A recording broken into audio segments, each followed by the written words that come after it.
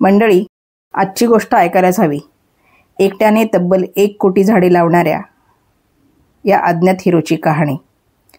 Grow green नावाखाली आपण 5-10 झाडं किंवा फार तर 20 झाडं लावली असतील, पण एका व्यक्तीने एकट्याने 1 कोटींपेक्षा जास्त झाडे लावली आहेत. कोण आहे ही व्यक्ती? चला तर जाणून घेऊया. एक चांगला शिकला सवरलेला माणूस, निसर्गाच्या रक्षणाचा ध्यास घेतलेला माणूस, निसर्गाचे महत्त्व कळलेला माणूस, पण सर्वज्ञात नसलेला अत्यंत साधा माणूस. सायकलवर फेरी मारायची, त्यामुळे कसलाही खर्च नाही. बिया देण्याचं काम झाडेच करतात, फक्त साठवायचं आणि वेळ मिळाला की ती पेरून यायच्या.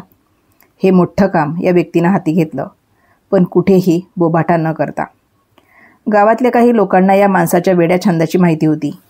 काही लोक वेडा माणूस म्हणून म्हणायचे, उगाच वेळ वाया घालवतोस म्हणायचे, पण ह्याचं काम चालूच. ध्यासच घेतला होता जणू. या अवलियाचं नाव आहे दरीपली रामय्या. तेलंगणा राज्यातल्या खम्मम जिल्ह्यातील हा रहिवासी. फक्त त्याच्याच गावातल्या लोकांना त्याची ही करामत माहीत आहे, म्हणून काही लोक त्याला चेटला रामय्या असं संबोधतात. म्हणजे चेट्टू म्हणजे झाड तेलुगू भाषेत, म्हणून त्याला झाडवाला रामय्या असं बोलतात. आता सगळे त्याला त्याच्या नावाने ओळखतात. हा रामय्या नुसत्या बिया पेरत नाही, तर त्या बियांची रोपंही तयार करतो. त्याने त्याच्या विभागाच्या नगरसेवकाला झाडांचं महत्त्व पटवून दिलं. नगरसेवकाच्या मदतीने रामय्याने खम्मम जिल्ह्यातील एक कॅनॉल निवडला. 4 किलोमीटरच्या परिसरात कॅनॉलच्या दोन्ही बाजूने अनेक वृक्षांची उभारणी केली. रामय्या नुसती झाडे लावून थांबत नाही, तर त्या झाडांची वाढ होईपर्यंत त्यांची काळजी स्वतः सायकलवरून फिरून घेतो. एखाद्या लहान मुलाला वाढवावं तसं त्या रोपांना वाढवतो. मोठी झालेली झाडं काही दिवसात मोठे वृक्षही होतात.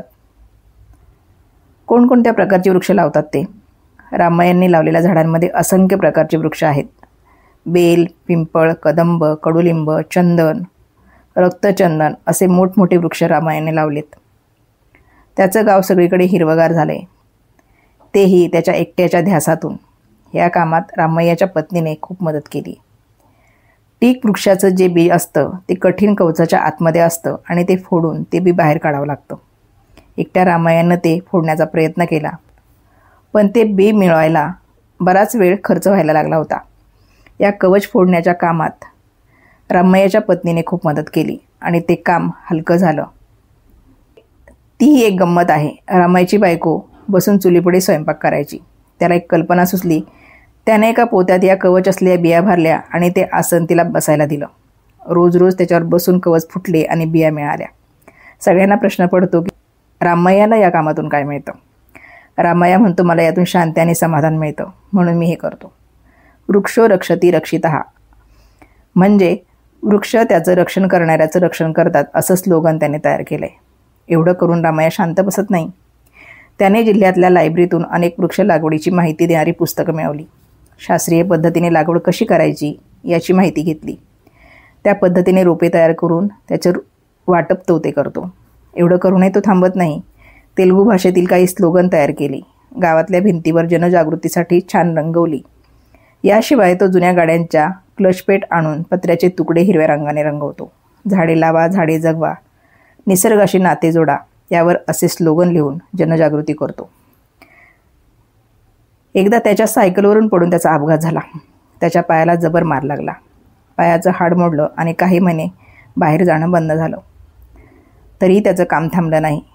पाय दुखावला, पण हात तर काम करतात ना. म्हणून रामय्याने घरातच रोपं लावायचं काम सुरू केलं. त्याचं काम अजिबात थांबलं नव्हतं. एका व्यक्तीने आपल्या मुलाच्या लग्नाच्या निमित्ताने रामय्याच्या कामासाठी म्हणून 5,000 रुपये देणगी स्वरूपात दिले. तर तेही रामय्याने वृक्ष लागवडीच्या कामात खर्च केले. नसानसात निसर्गप्रेम भरलेल्या या रामय्याला लोकांनी सल्ले दिले की तू लावलेली झाडे विकून पैसे मिळव, तुला खूप पैसे मिळतील.